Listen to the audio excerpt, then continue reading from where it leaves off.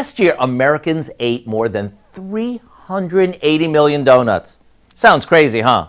And with today being National Donut Day, I thought I'd share one of my favorite go-to recipes that highlights donuts in a whole new way. We start off by cutting a dozen glazed donuts into chunks. And if we want to save a buck or two, we can even pick up day-old ones, which are always cheaper and work just as well here. After tossing in some raisins, we pour on a mixture that we made by combining some sweetened condensed milk, a couple of eggs, a bit of vanilla, a little cinnamon, and a pinch of salt. Once that sits for about 5 minutes, we pour it into a baking dish, cover it with foil, and pop it in the oven. And after about 40 minutes, we'll uncover it and let it finish baking until the center is set. When this comes out of the oven all bubbling hot, we drizzle it with a 2-ingredient glaze and get ready for some good eating. So here's what I suggest.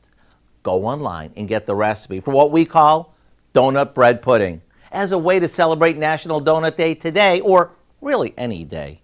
And if you're wondering how many calories it has, don't ask. I'm Howard with Kelly in the Mr. Food Test Kitchen, where today we found a donut lover's way for you to say, ooh, it's so good. You love them donuts.